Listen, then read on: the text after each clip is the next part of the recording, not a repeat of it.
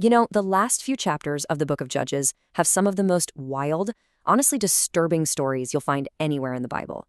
But here's the thing, they aren't just random, chaotic tales. We're going to see how these absolutely shocking accounts of anarchy, plus one really beautiful story of loyalty, are actually a brilliant setup for Israel's very first kings. This single line, and you see it repeated over and over again in these final chapters, this is the key that unlocks this entire era. It's not just a throwaway comment, it's the official diagnosis for society in total freefall. I mean, think about it, a nation with no central leader, where every single person's personal desire becomes the only law. This right here is the root problem that everything else grows out of.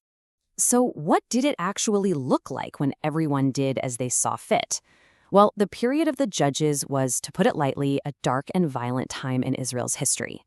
The book basically paints this picture of a downward spiral. The people rebel, they face some pretty awful consequences, they cry out for a leader, God sends one, and then the whole cycle just repeats, but it gets worse every single time. Now, you might think the problem was just a lack of leaders, of these judges, but that's not it at all. The real problem was the kind of leaders they had. These guys weren't exactly shining knights in armor. They were deeply flawed people whose personal failings had devastating national consequences. They were heroes, sure, but their fatal flaws are what really defined the age. You see this perfectly in Jotham's fable. After the great judge Gideon dies, his son Abimelech, whose name ironically means "my father is king," murders dozens of his own brothers just to grab power. The only brother who survives, Jotham, tells this amazing story. All the valuable trees, the olive and the vine, they refuse to be king because they have a real purpose. But the worthless thorny bramble bush? Oh, he eagerly accepts, offering nothing but a useless shadow. It's a perfect satire for a guy like Abimelech who just wanted power for power's sake. And then you've got Jephthah, a mighty warrior, no doubt, but a really rash man. He's so desperate for a military victory that he vows to sacrifice the first thing that comes out of his house to greet him. Well, guess what? It's his only daughter. He's devastated. And this is where scholars really debate what happened. Did he literally sacrifice her? The key is this one tiny Hebrew conjunction that can mean and or. Did he vow she will be the Lord's and I will sacrifice her? Or will be the Lord's, or I will offer her as a sacrifice? If it's or, it could just mean he dedicated her to a life of temple service, which would explain why the text makes a point of saying she never married. But either way, his foolish vow completely destroyed his own family line. And of course, we have to talk about Samson. He is the absolute poster child for this entire era. A man who was set apart for God from birth, given superhuman strength, and yet he seems to just squander it all on personal vendettas and one disastrous relationship after another. He's driven by lust, by revenge, and yet somehow the book of Hebrews lists him as a hero of the faith. He's a walking contradiction, a man with so much potential just completely undone by his own weakness. His story is really the epitome of the chaos in Judges.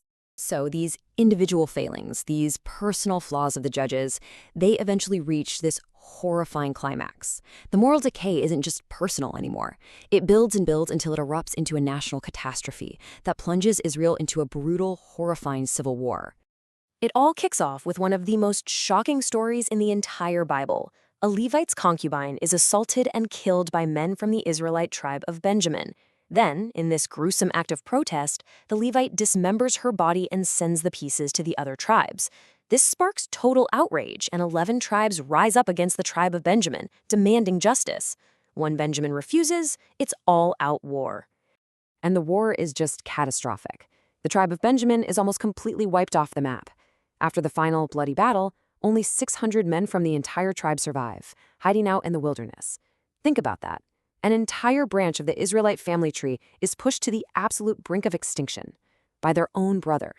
This is it. This is the absolute bottom of the spiral. This is what happens when everyone did what was right in their own eyes. It leads to a society so fractured and morally bankrupt that it literally starts tearing itself apart, tribe against tribe. It is the ultimate argument that this system has failed completely. But then, the narrative does something amazing. It pivots hard, because at the exact same time all of this horror is unfolding, a very different story is taking place in the little town of Bethlehem. It's a quiet story, one that isn't about war and vengeance, but about loyalty, kindness, and redemption. To really understand the book of Ruth, you have to understand this one Hebrew word, hesed. It's often translated as loving kindness or mercy, but it is so much more than that. It's this stubborn, loyal love, a love that sticks with you and just doesn't quit, even when it's hard. It's the complete and total opposite of the selfish chaos we just saw in Judges. And you want to see Hesed in action? Look no further than this incredible declaration. Ruth, a foreigner from Moab, has lost her husband. Her mother-in-law, Naomi, who's also lost her husband and both her sons, tells her to just go back home to her own people. But Ruth refuses. She clings to Naomi and pledges this unwavering, loyal love. In a world this fractured, an act of friendship like that is truly radical. So the story follows these two widows as they just try to survive. And Ruth's incredible loyalty leads her to a man named Boaz. His name actually means strength. But unlike Samson, he uses his strength and his status to protect people, not to dominate them. He sees Ruth's character, and he steps up to act as a kinsman redeemer, marrying her to restore her family line and provide for them both. He is a model of integrity in an age that has none. So why? Why are these two stories, the brutal civil war and this quiet little love story, placed right next to each other in the Bible? Because they aren't random at all. They are a carefully constructed, totally intentional setup for the next phase of Israel's history, the Age of Kings. Okay, here's where it all clicks into place. That civil war nearly destroyed the tribe of Benjamin, right? Well, that becomes the crucial backstory for Israel's very first king, Saul, who comes from that exact tribe and is even described as being from the least of the tribes. And at the same time, the story of Ruth and Boaz, it ends with a genealogy, and it turns out their son is the grandfather of David, Israel's greatest king. So here's the bottom line. The book of Judges shows us the utter failure of a nation without a king, creating this desperate need for one. And then these two final stories just brilliantly set the stage, providing the specific origins for the two men who would answer that need, Saul and David. It's a truly remarkable piece of literary foreshadowing. And this whole thing just brilliantly illustrates the final question the text leaves us with. It shows us two very different paths to leadership.